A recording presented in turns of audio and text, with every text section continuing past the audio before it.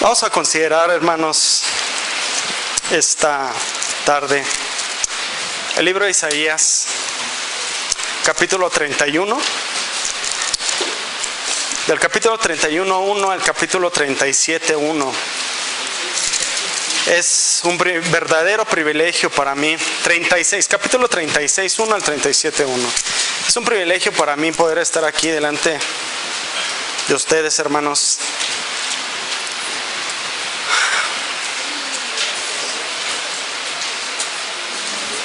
Dios es bueno y Dios es misericordioso. Y Dios nos quiere hablar el día de hoy. Vamos a escuchar su palabra.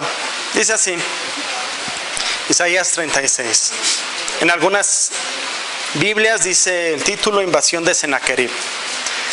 Dice: aconteció en el año 14 del rey Ezequías que Sennacherib, rey de Asiria, subió contra todas las ciudades fortificadas de Judá y las tomó. Y el rey de Asiria envió al Rabsaces con un gran ejército desde Laquis a Jerusalén contra el rey Ezequías. Y acampó junto al acueducto del estanque de arriba, en el camino de la heredad del lavador. Y salió a él Eliakim, hijo de Hilcías, mayordomo, y Sebna, escriba, y Joa, hijo de Asaf, canciller. A los cuales el Rabsaces dijo: decida ahora a Ezequías, el gran rey. El rey de Asiria dice así: ¿qué confianza es esta en que te apoyas? Yo digo que el consejo y poderío para la guerra de que tú hablas no son más que palabras vacías. Ahora bien, ¿en quién confías para que te rebeles contra mí? He aquí que confías en este báculo de caña frágil, en Egipto, en el cual si alguien se apoyare, se le enterrará por la mano y la atravesará. Tal es Faraón, rey de Egipto, para con todos los que en él confían. Y si me dices: en Jehová nuestro Dios confiamos, ¿no es este aquel cuyos lugares altos y cuyos altares hizo quitar Ezequías?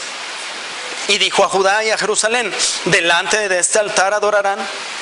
Ahora pues yo te ruego que des rehenes al rey de Asiria, mi señor, y yo te daré 2,000 caballos, si tú puedes dar jinetes que cabalguen sobre ellos.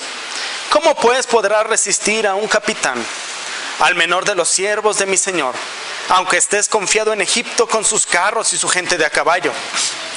¿Acaso vine yo ahora a esta tierra para destruirla sin Jehová? Jehová me dijo: sube a esta tierra y destrúyela.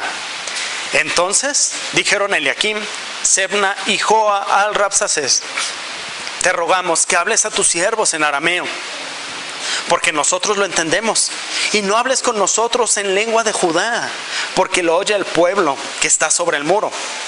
Y dijo el Rabsaces: ¿acaso me envió mi señor a que dijese estas palabras a ti y a tu señor, y no a los hombres que están sobre el muro, expuestos a comer su estiércol y beber su orina con vosotros? Entonces el Rabsaces se puso en pie y gritó a gran voz en lengua de Judá, diciendo: oíd las palabras del gran rey, el rey de Asiria. El rey dice así: no os engañe Ezequías, el rey, porque no os podrá librar. Ni os haga Ezequías confiar en Jehová, diciendo: ciertamente Jehová nos librará. No será entregada esta ciudad en manos del rey de Asiria. No escuchen Ezequías, porque así dice el rey de Asiria: hagan conmigo paz y salgan a mí. Coma cada uno de su viña y cada uno de su higuera, y beba cada cual las aguas de su pozo, hasta que yo venga y les lleve a una tierra como la de ustedes, tierra de grano y de vino, tierra de pan y de viñas. Miren que no les engañe Ezequías diciendo: Jehová nos librará. ¿Acaso libraron los dioses de las naciones cada uno a su tierra de la mano del rey de Asiria? ¿Dónde está el Dios de Hamad y de Arfad? ¿Dónde está el Dios de Safarbaín? ¿Libraron a Samaria de mi mano? ¿Qué Dios hay entre los dioses de estas tierras que haya librado su tierra de mi mano, para que Jehová libre de mi mano a Jerusalén? Pero ellos callaron y no le respondieron palabra, porque el rey así lo había mandado, diciendo: no le respondan. Entonces Eliakim, hijo de Hilcías, mayordomo, y Sebna, escriba, y Joa, hijo de Asaf, canciller, vinieron a Ezequías, rasgados sus vestidos, y le contaron las palabras de Rabsacés. Capítulo 37. Aconteció pues que cuando el rey Ezequías oyó esto, rasgó sus vestidos y cubierto de cilicio vino a la casa de Jehová. Amén. Así dice la palabra del Señor. Vamos a orar, hermanos. Oh Padre, venimos hoy delante de ti, Señor, sabiendo que estamos expuestos en este día a diferentes circunstancias, cada quien con su vida personal, Señor, con diferentes tribulaciones, retos, experiencias, y reconociendo que somos débiles, reconociendo, Señor, que si no fuera por ti estaríamos muertos y condenados. Padre, en esta tarde queremos rogarte que hables a nuestros corazones. Te suplico, Señor, que abras los corazones de mis hermanos para lo que tú quieres decir. Y por mí, Señor, te ruego que en medio de mi debilidad y de mi torpeza tengas a bien hablar a tu pueblo por tu misericordia, por tu bondad y por amor de tu nombre. En Cristo Jesús. Amén. Hermanos, el título del sermón del día de hoy lo he llamado No negocies con el enemigo. Debo confesar que de todos los libros de la Biblia, los libros históricos son los que más me gustan leer. Son los que más disfruto. No significa que no disfrute los demás, solamente es por cuestión de gusto. Me gusta la historia. Me gusta mucho leer acerca de guerras, espadas, conquistas, traiciones. Incluso cuando veo películas o series, me gusta ver este tipo de series, este tipo de películas, donde vemos ejércitos, donde vemos peleas, victorias, derrotas. Me emociona.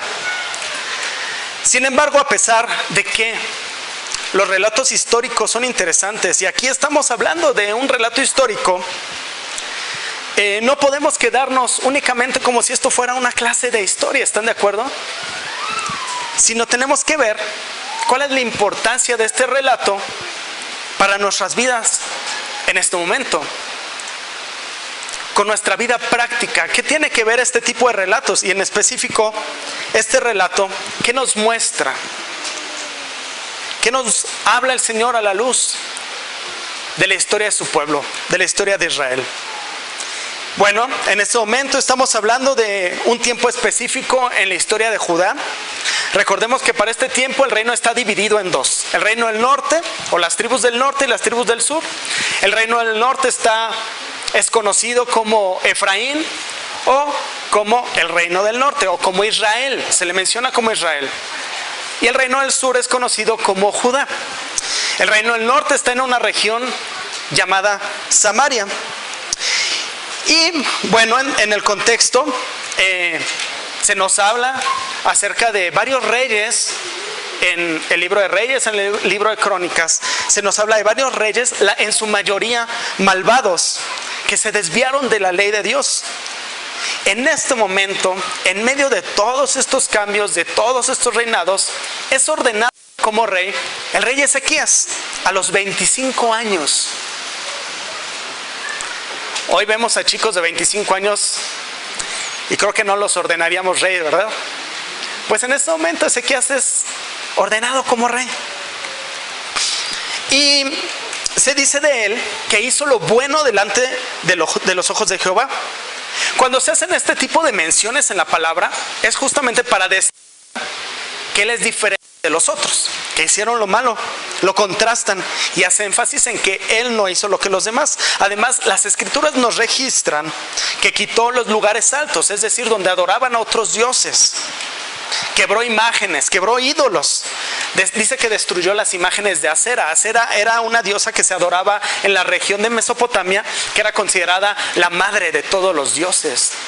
Imagínense, esto ya se adoraba dentro de Judá, dentro del pueblo de Dios.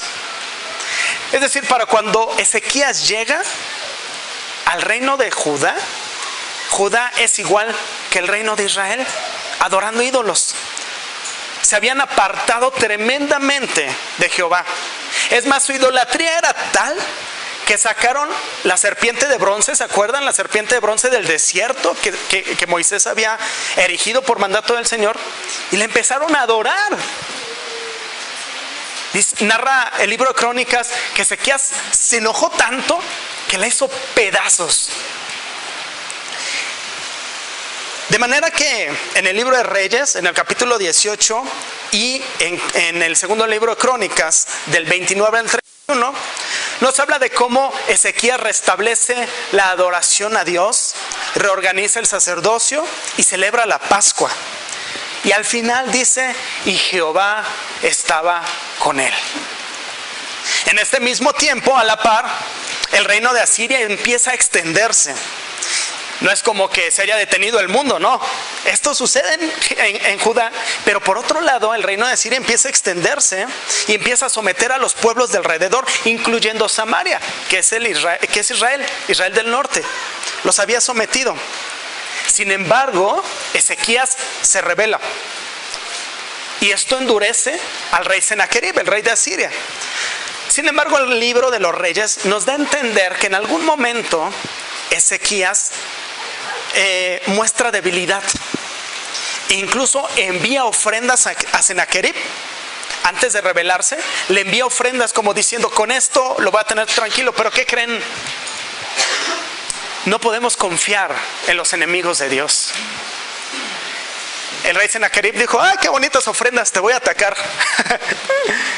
Y se fue sobre él. Entonces, al ver Ezequías que empiezan a rodearlos para atacarlos, él reacciona a Ezequías y envía a reforzar los muros, las puertas, a fabricar escudos nuevos para enfrentar guerra contra Asiria. Entonces, ese es el momento cuando Sennacherib, la rebelión, envía mensajeros para intimidar a Ezequías y al pueblo de Judá.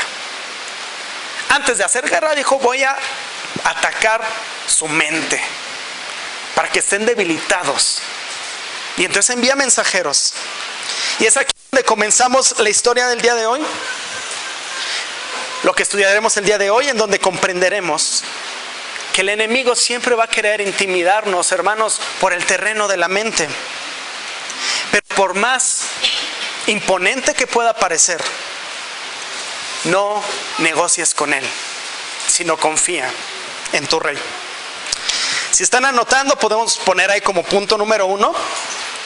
El enemigo siempre busca intimidar, atacando por el terreno de la mente. Hermanos, no hay mejor terreno para una batalla que una mente debilitada e intimidada. No sé si han visto películas de guerras de la Edad Media, de vikingos, o series o libros. Siempre va a haber la estrategia, ¿no? Y la estrategia siempre va a estar aquí. Es mental. El enemigo siempre va a tocar por la mente. Y este es el caso de Sennacherib. Él lo sabía muy bien. Por esto, antes de atacar, envía ciertos mensajeros a amedrentar a Ezequías y al pueblo. Pero no solo esto. En el versículo 2 menciona que le envía un gran ejército.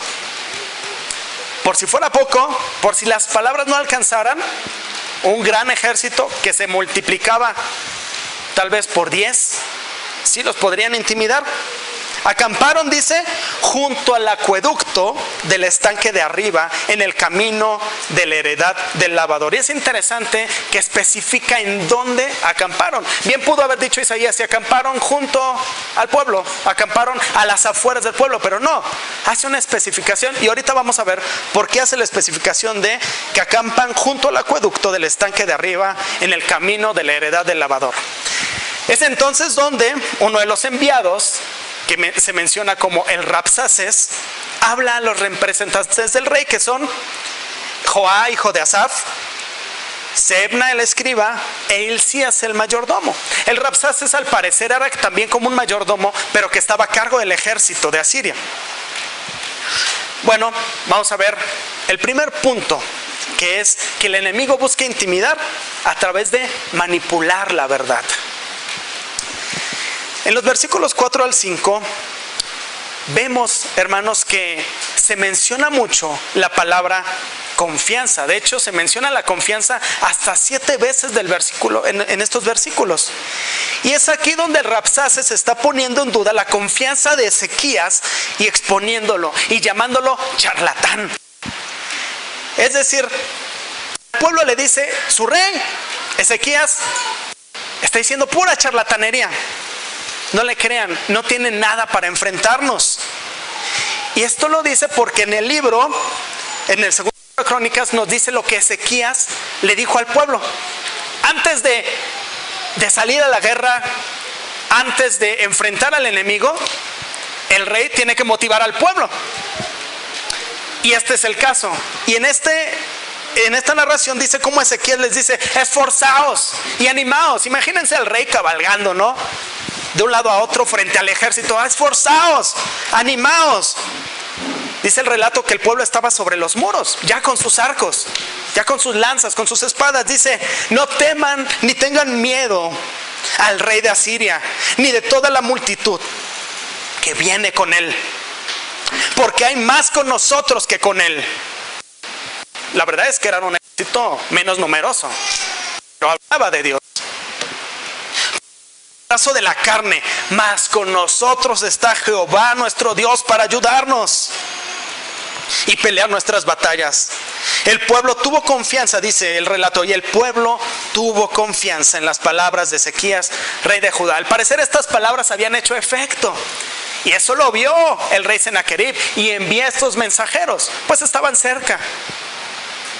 Y entonces envía para intimidar. Y dice, no le creas, no tienes suficiente para vencer.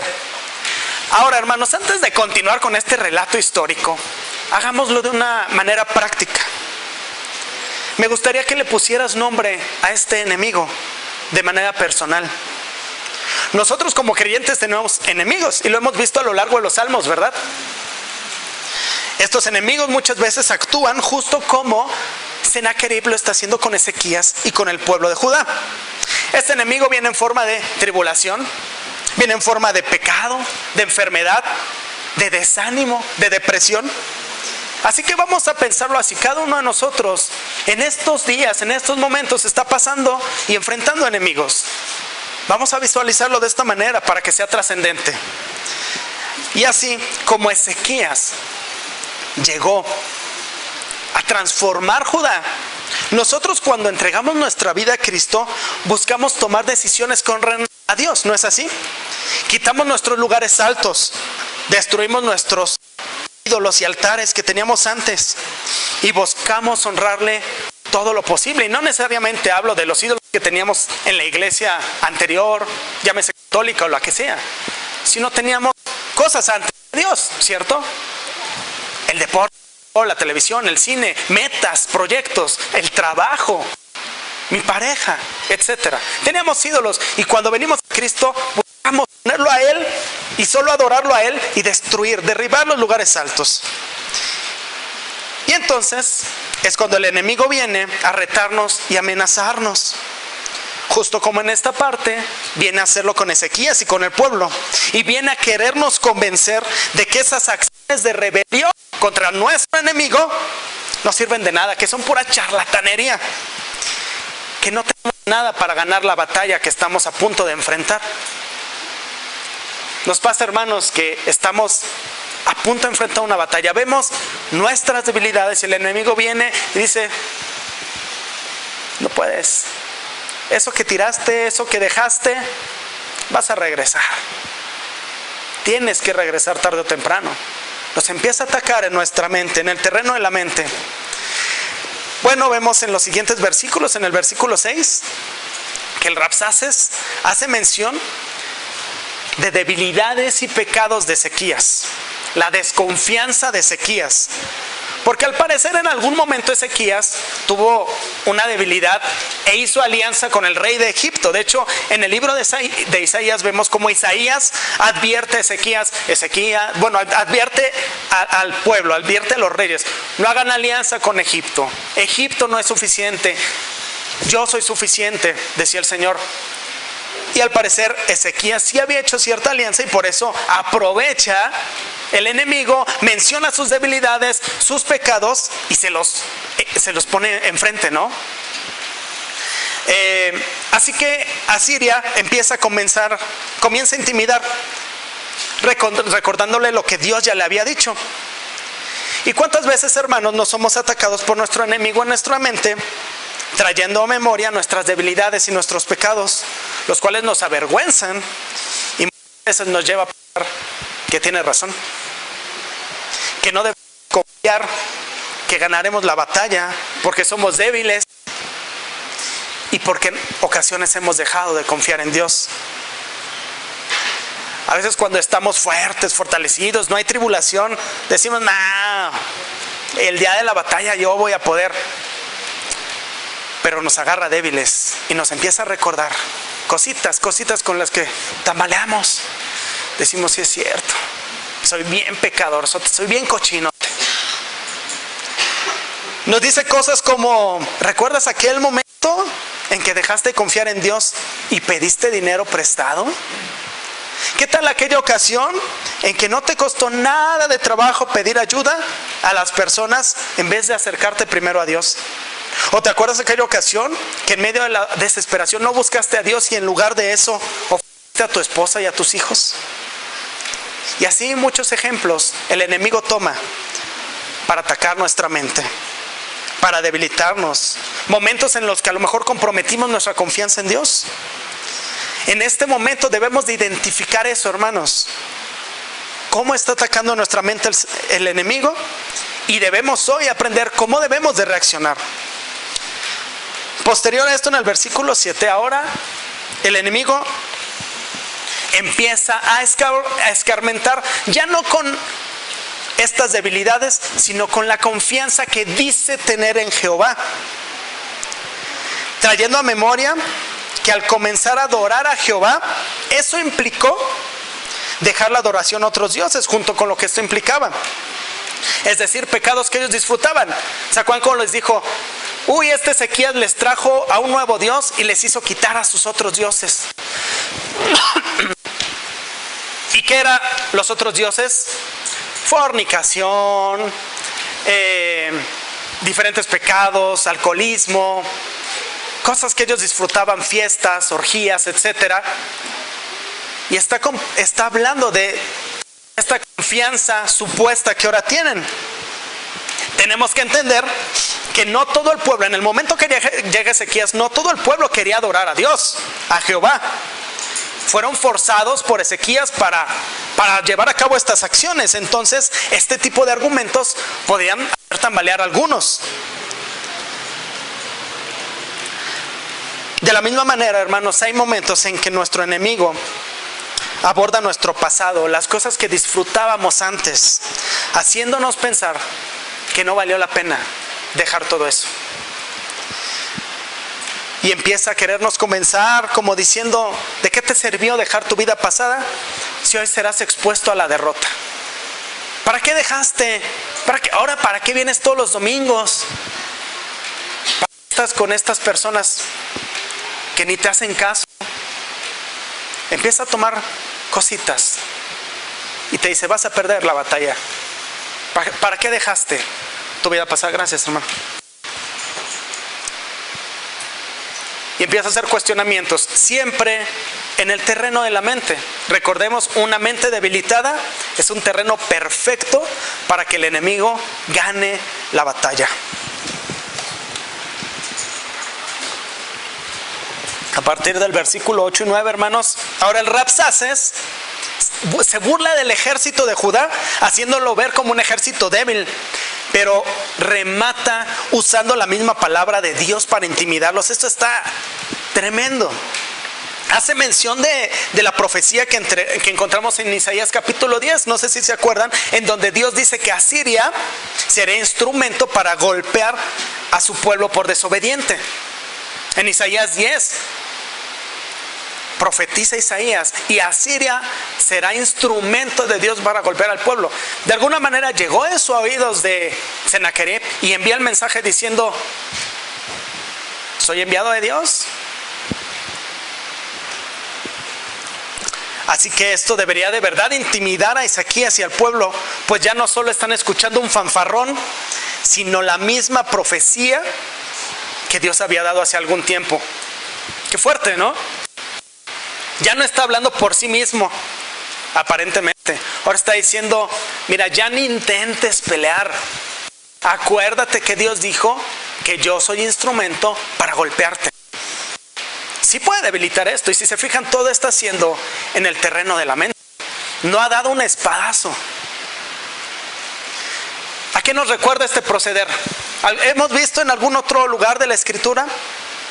Definitivamente lo vimos en Génesis, cuando Eva es tentada por la serpiente y usa las palabras de Dios para pervertir la verdad y hacer que caiga Eva. Pero también lo vemos en el Nuevo Testamento, cuando el enemigo, ¿con quién pretendió usar la verdad de la palabra de Dios? Con Jesucristo mismo. Estaba usando las verdades que el Señor había hablado con Jesucristo. Sin embargo, con él no pudo. Pero con Eva, en su momento, es evidente que lo logró. Ahora está haciendo lo mismo con Ezequías. Está pervirtiendo la verdad, está manipulando la verdad. Y veremos qué resulta de esto. Hermanos, de igual manera con nosotros, muchas veces el enemigo viene a querer engañar en nuestra mente, haciendo uso de la misma palabra de Dios o de sus promesas para que nos confundir. Como por ejemplo, ¿que no el Señor dijo que no te dejaría? ¿Dónde está en este momento? La palabra dice que el Padre hará una disciplina. Tú no has sido disciplinado por un largo rato. Se me hace que no eres su hijo.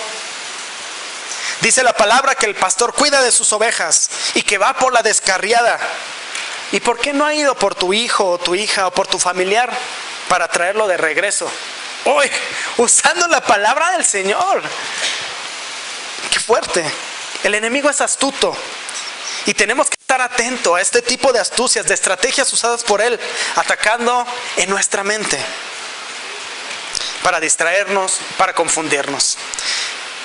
Siguiente punto: el enemigo buscará tomar ventaja siempre en el terreno de la mente.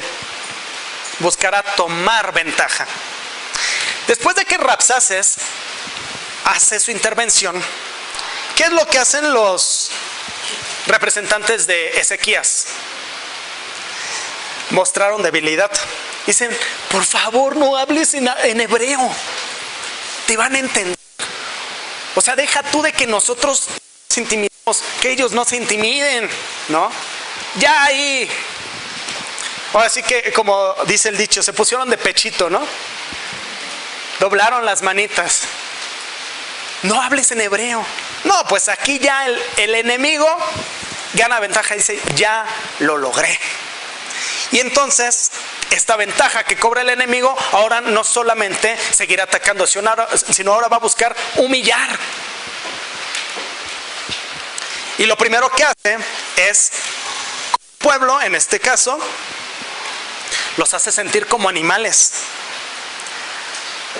Les hace ver que son animales que no van a poder ante la guerra, que no tienen opción, que terminarán revolcándose en sus propios desechos. Así usan las palabras muy fuertes. Pero el problema justo fue que se les cedió terreno. Se evidenció la condición de ánimo que tenían en ese momento.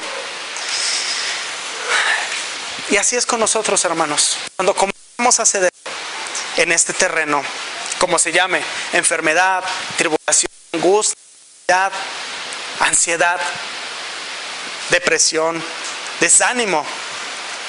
Si cedes tantito, estás dando una pauta para ser sangoloteado y humillado, a punto de terminar en el riesgo de decir: el enemigo tiene razón, voy a perder. ¿Cuántas veces no viene la tentación y comenzamos a ceder un poquito? Muy rápidamente, esto toma ventaja y nos hace cometer pecados mayores. de los cuales terminamos avergonzados y humillados. Das un clic en internet y al rato te sientes avergonzado y humillado porque esa pequeña debilidad te llevó a pecar. Pido prestado dinero porque temo que no me será suplido y al rato es la vergüenza de no poder pagar, todo por no confiar. Cedo algún capricho de mi hijo o mi hija y al rato no sé cómo detener la situación en la que él o ella se han metido y me siento avergonzado por haber cedido. Y así hay muchos ejemplos en los cuales cedemos un poquito. El enemigo aventaja y humilla. Vemos después en el versículos 13 al 18 cómo el Rabsaces dice en 4 ocasiones palabras muy directas a generar desconfianza. Dice que no los engañe Ezequías en el versículo 14. En el versículo 15 dice que no les haga Ezequías confiar en Jehová. En el versículo 16 dice no escuchen a Ezequías. Y en el versículo 18 repite que no les engañe Ezequías. El enemigo sabe qué es lo que nos va a ayudar. Sabe que nuestro rey tiene razón. Y entonces va a ir muy directo y va a decir, no escuches a tu rey. Que no te engañe. Va a ser directo. Ya fue sutil en un momento, pero va a llegar al punto en que va a ser directo y va a ir con palabras muy fuertes. Y aquí lo hizo con el reino. Es muy importante hacer notar este énfasis en que Rabsaces hace en no escuchar a Ezequías, sino confiar en Jehová. Ahora sí vamos a relacionar este lugar en el cual dice que se encuentran. Este lugar en donde está acampando el ejército de Sennacherib es mencionado en Isaías capítulo 7. A ver, vamos a ver Isaías capítulo 7.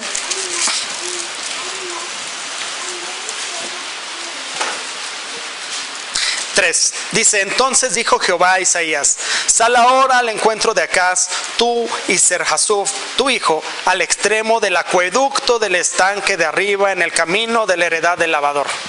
¿Por qué es importante este lugar? Bueno, pues resulta que vemos en el versículo 14, por tanto, el Señor mismo os dará señal. He aquí que la Virgen concebirá y dará a luz un hijo y llamará su nombre Emmanuel. Es el mismo lugar donde no solamente se prometió que vencerían, se prometió que Dios vendría en persona a rescatarlos. Emmanuel, Dios con nosotros. Dios les prometió, voy a estar con ustedes en persona, en este mismo lugar.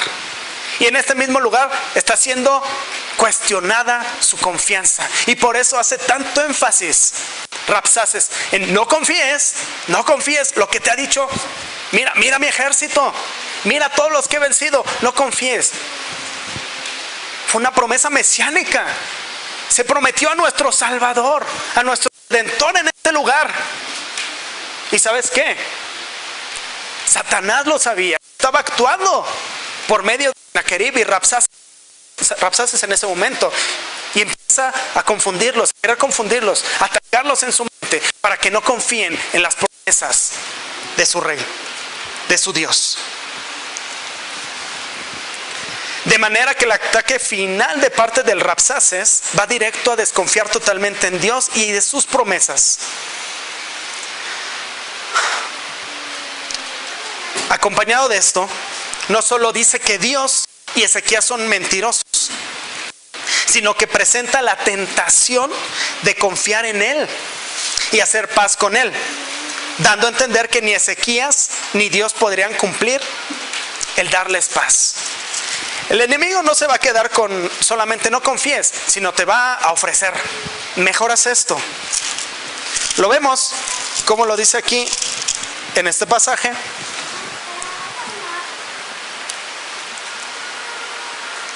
Dice, salgan a mí, del versículo 16, hagan conmigo paz, salgan a mí, coma cada uno de su viña, cada uno de su higuera, beba cada cual las aguas de su pozo, hasta que yo venga y los lleve a una tierra que es como la de ustedes, tierra de grano y de vino, de tierra de pan y de viñas.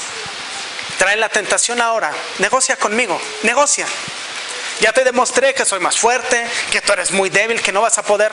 Mejor negocia. No pelees, vas a perder. Negocia. Pero hermanos, no negocien, no negociemos con el enemigo. El Señor dijo, Dios dijo, yo vengo a ustedes y les daré paz. Y el Rabsaces dice, vengan, salgan de esta tierra que Dios les dio y yo les daré paz, que parece que Él no les dará. El Señor dijo, yo soy la viña, yo soy la higuera, coman de mí. Y el Rabsaces dice, cada uno vea por lo suyo y susténtese solo, sean egoístas. El Señor dice, ustedes son vasijas sin fondo,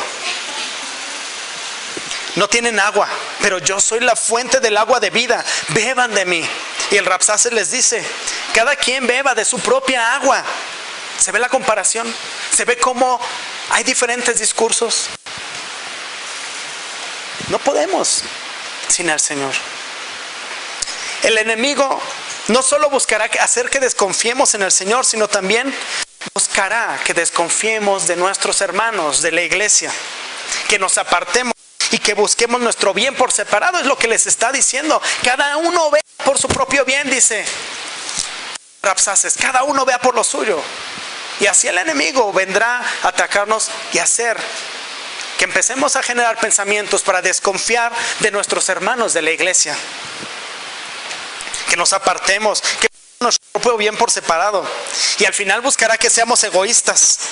Hermanos, el egoísmo es la base de todos los pecados. Pensar en uno mismo, satisfacerse a sí mismo. Pero el Señor siempre nos habla lo contrario. Dice, yo soy la vid, ustedes son los pámpanos. Separados de mí nada pueden hacer. También dice, no mirando cada uno lo suyo propio, sino cada quien por los otros. También dice, si alguno quiere ser mi discípulo, niéguese a sí mismo. En ningún momento se nos insta a ver por nosotros mismos, a ver lo nuestro, a abrazar lo nuestro. Dice, abandónate, date. En el versículo 18 al 20 vemos cómo el Rabsaces empieza a querer comparar a los otros dioses con el único Dios verdadero. Decimos, ahora resulta, ¿no? Al Todopoderoso, al Creador de todas las cosas, como último recurso para intimidar. Empieza a comparar, ven este rey, lo derroté, ven este Dios, fue derrotado, ven este otro Dios, fue derrotado. ¿Qué va a ser de vuestro Dios? Pensamos que es ridículo comparar al único Dios con dioses falsos, con el único verdadero Dios, compararlo con los otros dioses. Sin embargo, hay veces que no nos damos cuenta cuando el enemigo ataque nuestra mente y hacemos exactamente eso. Viene a nosotros queriéndonos convencer de que si aquellos que tienen todo para salir adelante en la batalla no lo lograron, pues tú menos vas a poder hacerlo. Por ejemplo, ellos que tienen todo el dinero que quieren no lograron salir adelante. Tú, por favor, él o ella, que son jóvenes, fuertes, tienen una carrera profesional, tienen belleza, siguen solteros, pues tú para cuándo. Ellos que han acudido a los mejores médicos no han logrado salir del problema, ¿tu Dios te va a ayudar a ti? Ellos que tienen una empresa, batallan económicamente, pues tú más vas a batallar, no lo vas a lograr. Y empezamos a comparar estos dioses que tienen afuera a nuestro Dios. El dinero, la salud, la belleza, la fuerza, la posición, los estudios son medios, son recursos, son herramientas o circunstancias, pero las llegamos a tomar a veces como ídolos, o la gente las toma como ídolos en este mundo, y a veces osamos ponerlas por encima como que sin ello es imposible. Y eso hace el enemigo, tratando de engañar nuestras mentes. Si se fijan, hasta ahorita ha sido puro trabajo en la mente, estrategia, trabajo en la mente para dar una última estocada. Pero hermanos, no hay que negociar con el enemigo. Finalmente llega el momento de saber cuál va a ser la respuesta del pueblo ante este ataque intimidante. En el versículo 21, vemos, el rey había dejado claro al pueblo que no debían responder palabra al Rabsaces. Y así lo hicieron. A diferencia de los representantes del rey que en algún momento cedieron y al hablar mostraron debilidad, el pueblo guardó silencio, mostrando así su obediencia al rey y confianza en él. Se les presentó la propuesta de negociar la paz con el rey Sennacherib y decidieron ignorarla y guardar silencio. Cuando esto sucedió, corrieron los representantes del rey a darle las nuevas, las cuales no dejaban de ser intimidantes. Así que al llegar a él, no antes, sino al llegar a él, rasgaron sus vestidos, mostrando desesperación, angustia y temor. Y el mismo rey, al escuchar estas noticias, también hizo lo mismo, pero no lo hicieron delante del enemigo, no lo hicieron delante de su ejército. Y Sebna y Joa fueron delante del rey, y el rey fue delante de Dios. Eso lo vemos en el versículo 37:1, que dice: Ezequías rasgó sus vestidos y cubierto de cilicio vino a la casa de Jehová. No negocies con el enemigo. De todo lo que hoy podría decir o te he dicho, desearía que por lo menos te quedes, hermano, con esto en tu cabeza. No negocies con el enemigo. No cedas. No te quieres creer suficiente en ti mismo, ni capaz en ti mismo. No te desesperes. Dios está por ti. Lo vimos en el Salmo 56. Ciertamente este tipo de ataques son muy fuertes para nuestra vida y nos pueden hacer tambalear, sí. Pero solo hay de dos: confiar o no confiar en las palabras de nuestro rey, de que puede librarnos. Así que no negocies con la tentación, no negocies con el pecado, no negocies con la enfermedad, no negocies con la tribulación. Espera en Jehová, Él te librará, dice el Salmo 42:11. Dice el Salmo 37:7, guarda silencio y Él te librará. Dice el Salmo 46:10, estad quietos y conoced que yo soy Dios.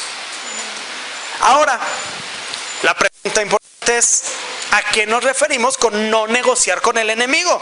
Para saber evitarlo, para hacerlo bien.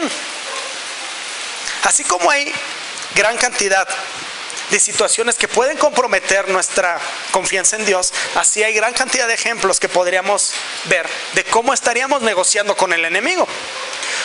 ¿Cuántas veces nosotros o algún familiar estaba en enfermedad y viene el enemigo a tentarnos, sacudirnos en el terreno de nuestra mente, haciéndonos reflexionar en que estaríamos mejor si no fuéramos tan serios con nuestra profesión de fe?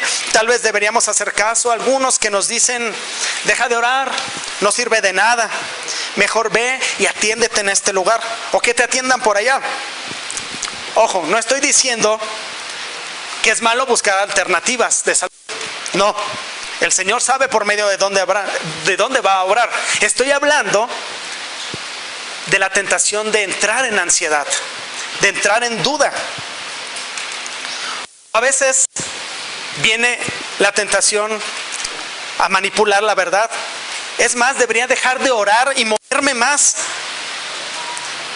¿Qué haces orando? Como Dios le dijo a Moisés frente al Mar Rojo: no, deja de orar, mejor ponte a actuar. Ah, no, sí, mejor ya no debería de orar, debería ponerme a buscar. Y nos gana la ansiedad.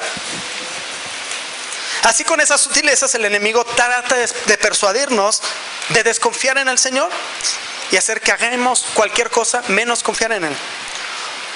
Otro ejemplo puede ser, por ejemplo, que tu hijo, hija o cualquier otro ser querido se ha alejado del Señor. Y viene el enemigo a cuestionar el poder de Dios o hasta su propia voluntad de lo que va a hacer en la persona. Y nos dice cosas como: yo creo que Dios no te escucha y ni siquiera te ama, pues si lo hiciera, no permitiría que tu hijo se hubiera alejado. O tal vez deberías ceder a las actitudes de tu ser querido. Al final no es malo lo que hace, y Dios dice que amemos, ¿no? ¿Cómo vas a demostrarlo tu amor si estás totalmente en contra de Él?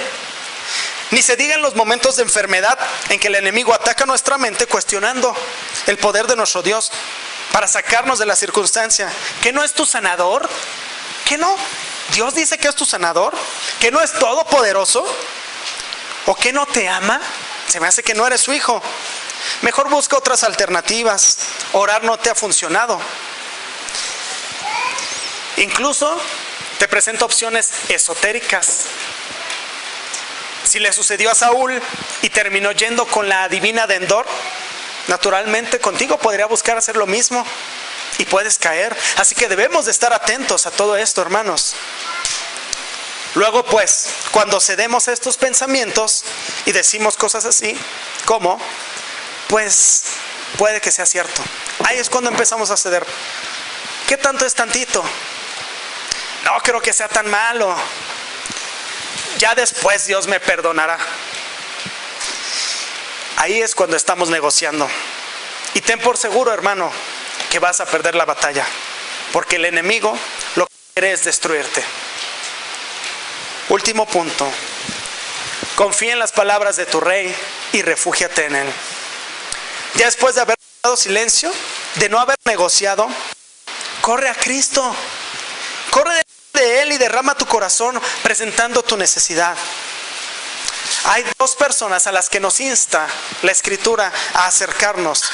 Primero, por supuesto, a nuestro Dios, y en segunda, a nuestros hermanos en la fe.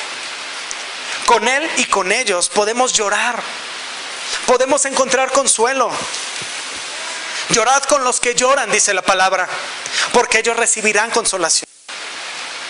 Consolaos unos a otros, dice en 1 Tesalonicenses 4:18.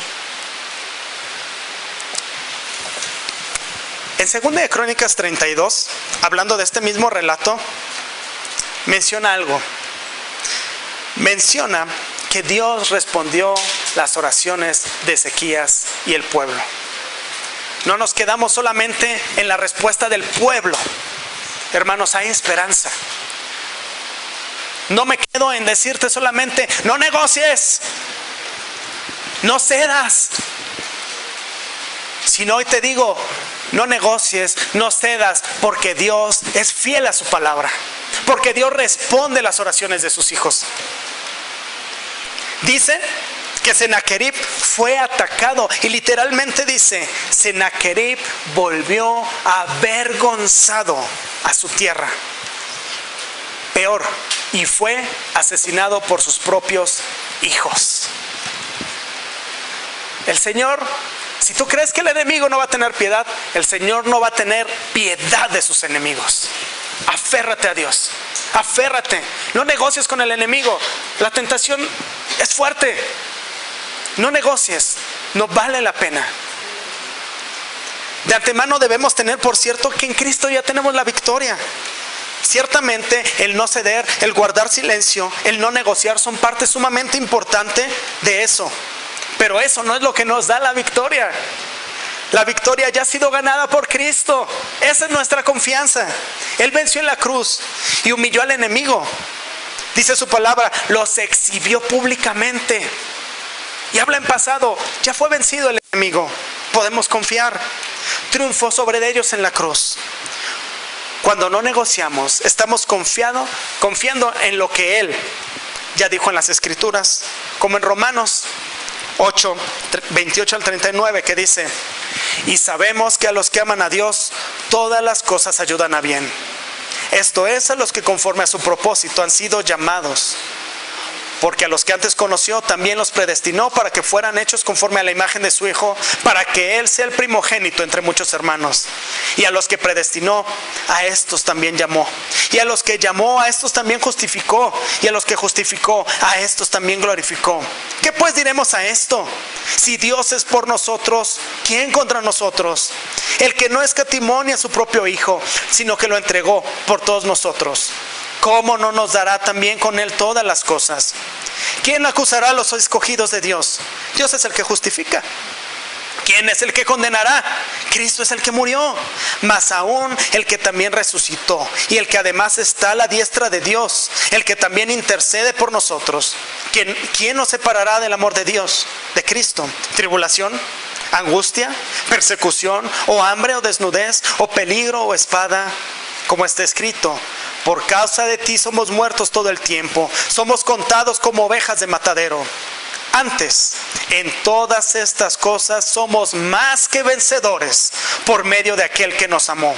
Por lo cual estoy seguro que ni la muerte, ni la vida, ni ángeles, ni principados, ni potestades, ni lo presente, ni lo porvenir, ni lo alto, ni lo profundo, ni ninguna otra cosa creada nos podrá separar del amor de Dios, que es en Cristo Jesús, Señor nuestro. Tú, amiga, que nos acompañas el día de hoy y aún no has confiado tu vida a Cristo, déjame decirte que si no has entregado tu vida a Cristo para ser de su pueblo y no has tirado a esos ídolos personales que tienes y sigues amando tu pecado, creyendo que tu vida así está bien, déjame advertirte con todo el amor, pero a la misma vez con toda solicitud: tu soberbia al pensar y actuar de esta manera es igual que la del rey Sennacherib y el Rabsaces, quienes tarde o temprano fueron expuestos y humillados.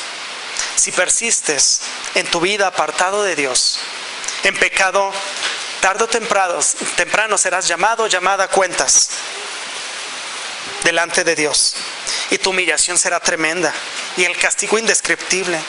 Así que hoy te invito: arrepiéntete, considera tus caminos, rinde tu vida a Cristo.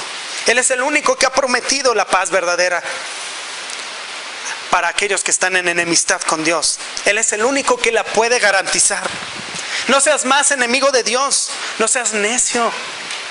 Arrepiéntete de tus pecados, confía solamente en su Hijo Jesucristo, quien es quien puede asegurarte el perdón de tu alma y el que te puede librar del castigo eterno.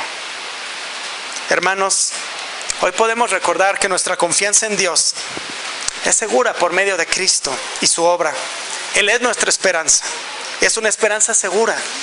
De modo que cuando venga el enemigo a querernos intimidar y atacar, por más imponente que parezca, no negociemos con él, sino confiemos en las palabras de nuestro Rey. Vamos a orar, hermanos.